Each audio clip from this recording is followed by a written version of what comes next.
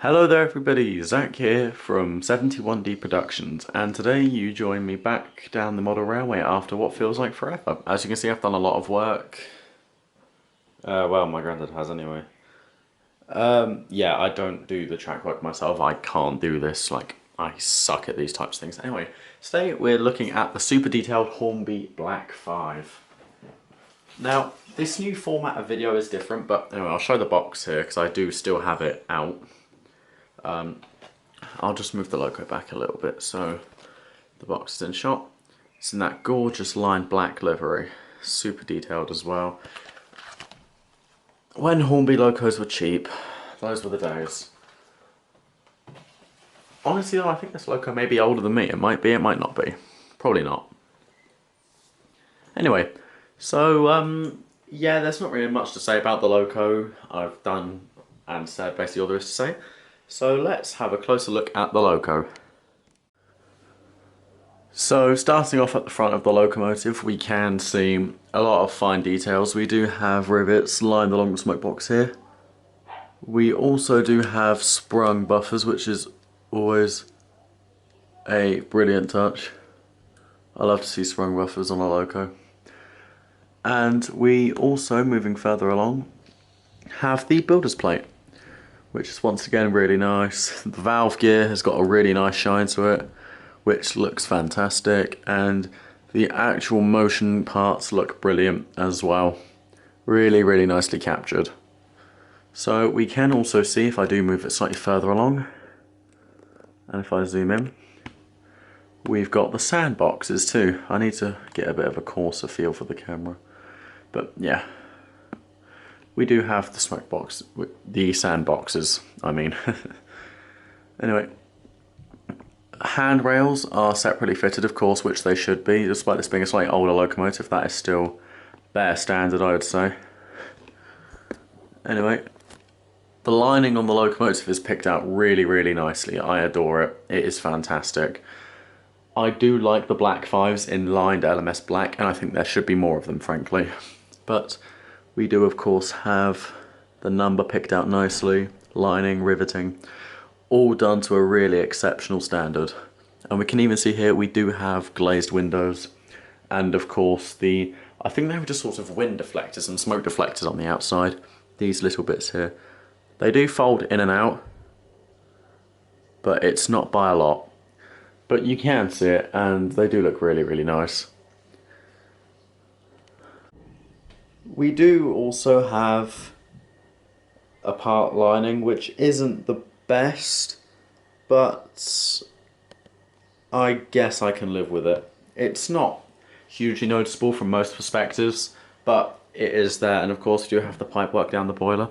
Now this does look like it's moulded, which actually, no it's not.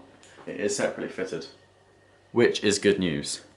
Just moving along, we have these really nice and shiny whistles and safety valves, which look sublime as well on top of the firebox, which is just fantastic. Now moving along here, we do have a lovely feature, which is that the roof vent does open up. Hang on, I can never figure out which way. There we go. And you can see into the cab. Not from the way the camera is showing to you guys, but you can see it. And just moving along, up. The coal does look really nice, it is good, but yeah, I do like the way this loco looks overall, it is fantastic.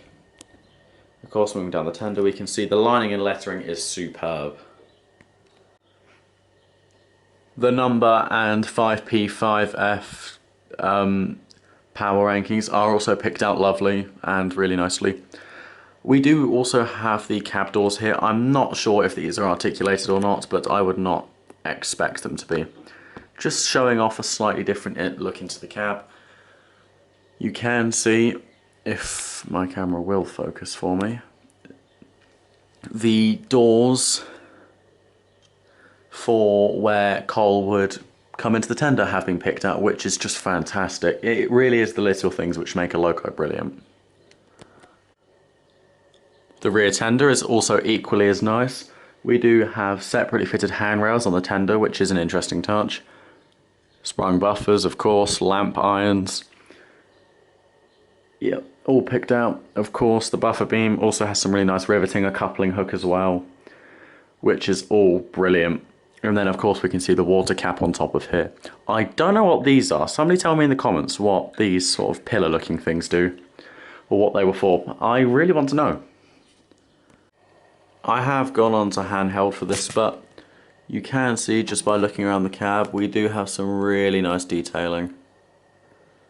It's all picked out, painted. Driver's seat also there.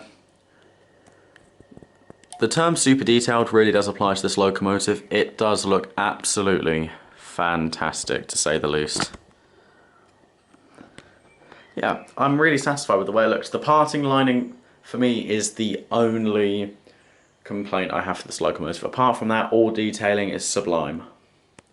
And now to find some information out about the Black Fives. The Black Fives were the creation of Sir William A. Stanier and were the ultimate development of the 460s of the London, Midland and Scottish Railway, and quite potentially the United Kingdom as a whole. The class was needed to supplement the Great Western Railway's hauls, which was stealing the show on the Western region, and several other mixed traffic 460 designs, and Stanier came up trumps, designing the Black Fives in 1934, with them being built at Crewe, Derby, Horwich, Vulcan and Armstrong Whitworth, with a whopping 842 of the class built up to 1951. The class performed a wide variety of jobs and were sent all over the place up to the BR era. They had a whopping tractive effort of £25,000, which was more than plenty, for a 5P5F combination. The class did unfortunately start seeing withdrawal only 10 years after the class was completed in 1961, and all were gone by 1968. However, 18 of the class are in preservation, which is a very impressive amount, and more than worthy of a fine mixed traffic locomotive as the Black Fives were. Okay, time to test the loco out. So we'll start off with a crawl and see how... Oh, my controller shorted. Let's see how she gets on with a crawl. My box is miles away. Okay, she's moving. Interesting sound she's making. She's fitted with a Train-O-Matic decoder, so I'm trying to, which should make her run as smooth as possible as well. I'm gonna zoom in because if you can see that, that is not a shabby crawl at all for an older loco. Wow. Stuttering a little bit. I can see it picking up on my zoom in, but that seems to have gone now. And she is running very nicely. Okay, and we'll stick her in reverse. Yeah, you can see she runs really nicely and slowly. Very nice indeed. Yeah, that's not bad at all. Right, okay. We'll zoom out and we'll go send her off to collect our coaches, which are onward. Okay, off you go. Come on. In your own time, pop it. Goodness me. Yeah, it's a slow loco this, so I do have to give it some welly when I'm going at speed. Also, she does take a while to get going anyway. She has gone out of shot for a second. She's taking her time. She's soldiering on though, like the absolute trooper. No, let's just stop. I'm going to try and do this as smoothly as possible. That was excellent. Is she alive? She is. Right, let's send her on our way then.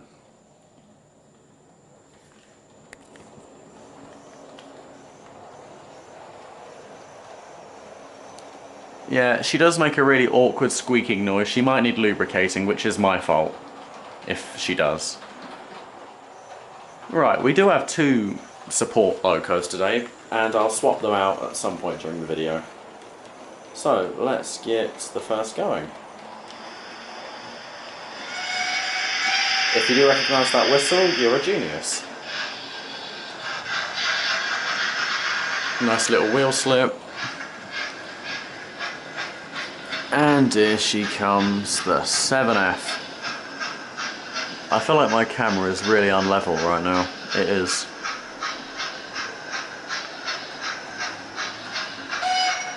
And off she goes. We'll give her a little bit more. That's nice. And there goes the Black Five too. Lovely stuff. Yeah, that squeaking is going to get on my nerves, but I can live with it.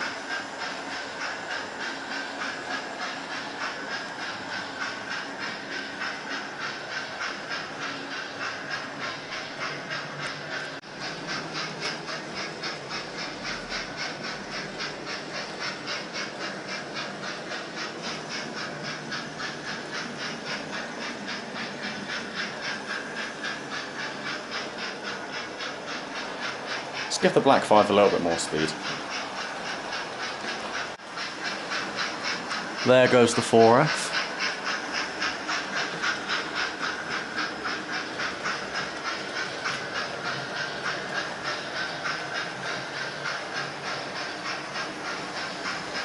And there goes the black 5.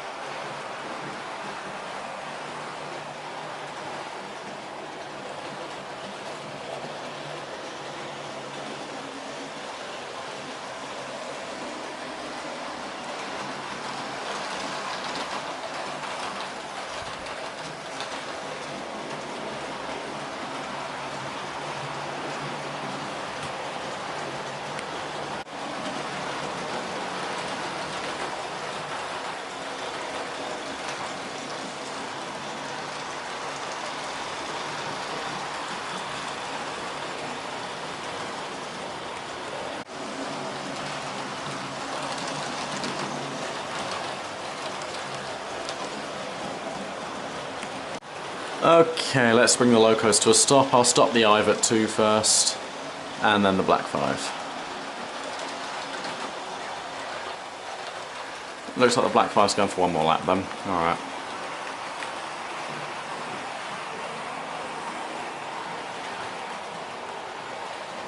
Anyway, whilst it does come into shot, I'd like to thank you for watching. It really does mean a lot to me if you are new to the channel and you would subscribe.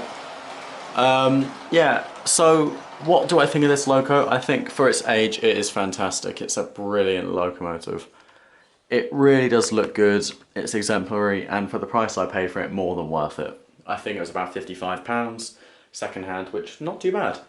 Considering the condition it's in is fantastic. Anyway, thank you all for watching, like, share, subscribe with your friends and family, anyone else who likes railways, and goodbye for now.